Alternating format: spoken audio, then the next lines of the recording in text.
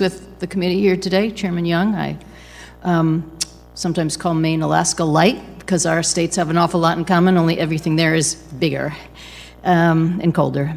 So I'm very happy to testify in the Keep America's Waterfronts Working Act to talk a little bit about some of the things you've already discussed, the importance of supporting our working waterfronts, supporting our coastal communities. I think this committee is very well aware and hear from constituents across the country about the importance of people who make their living on the waterfront, whether it's boat builders on the West Coast, recreational fishermen in the Gulf of Mexico, commercial fishermen in the Gulf of Maine. The refrain is always the same. Water-dependent businesses along the coast need help in preserving and protecting their vital waterfront access. I wanted to start by just quickly showing a video with the indulgence of the committee, and then I'll just have a few comments after that. So if we can make the technology work. In the face of increasing development pressures, we are losing iconic working waterfronts. Fishermen and the businesses that support them need places to load bait, fuel, and traps, as well as unload their catch. By their nature, these operations need to be on the waterfront. But this is also prime real estate for private homes and other industries that aren't reliant on water access. Without working waterfronts, these small seafaring businesses lose access to fishing grounds and infrastructure they depend upon. This is our way of life. This is who we are. For many of us, this is all we've ever done. To take it to another level as a business owner, to go solar, to save some money, preserve the environment. We're thinkers, we're doers. These are their solar panels that in the daytime power this wharf, and we want to preserve pieces of property like this, not making new ones, so it's important. We must help ensure that fishermen can continue to rely on working waterfronts in order to make their living, as well as preserve the cultural heritage of our coast. Well, thank you, and if that doesn't make you want to visit the coast of Maine and have some delicious lobster, I'm sure the governor would join me in welcoming you to our state anytime. But as you heard from the fishermen, it's a simple concept. When the working waterfront is gone, there is no way to replace it, and once it disappears, it's just no way to bring it back.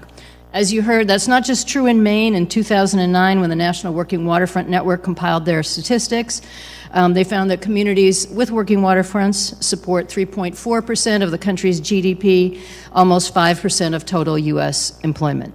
In Maine specifically, it's our hardworking fishermen and lobstermen, an industry worth about $700 million in overall value, including a dockside value of about $533 million. But we have other waterfront industries, boat building, one of our state's oldest industries. We have about 80 boat builders who employ 1,400 workers with wages totaling about $59 million. And others, industries like marinas, energy-related industries, shipping, things that happen in all states. At the state level, we have the Maine Working Waterfront Access Protection Program, something all states should have, but we need more support. In this bill, I see a role for the federal government, not duplicating the efforts of the state, but maximizing dollars. The grant program that we've created is voluntary, allows states to decide if they want to participate in it. The working waterfront plans allow each state, rather than Congress or the federal government, to say what kinds of working waterfronts are important to that state. I think the federal government should support states in these efforts and encourage states to consider the importance of supporting working waterfront infrastructure while recognizing each state has different needs. I've been pleased to work on this bill with many of my colleagues in Congress over the years that I've been here, and have Congressman Whitman of Virginia, another waterfront state, as a participant and lead co-sponsor on this bill. It's a bipartisan bill, and it would establish a working waterfronts grant program. It would create a working waterfronts task force that would bring many of the agencies together to work together and come to the table. It's true NOAA already has a coastal zone management program to address this effort. What this would do is make sure that some of the funds are dedicated specifically for this work.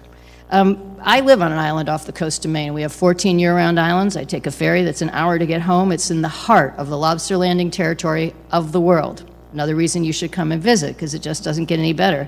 But I have seen families who are stretched, who can't afford to pay for the property taxes, who are the last holders of working waterfront.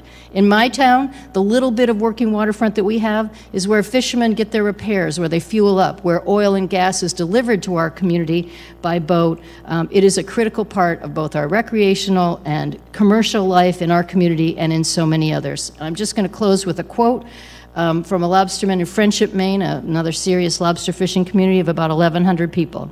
He said, as a lobsterman working on the regional ocean planning process, I've always said that fishermen need two basic things: a healthy stock to fish on and the ability to access that resource.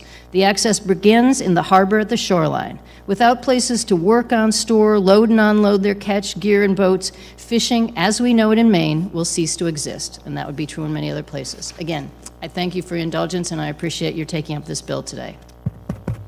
Thank you for your testimony, Representative.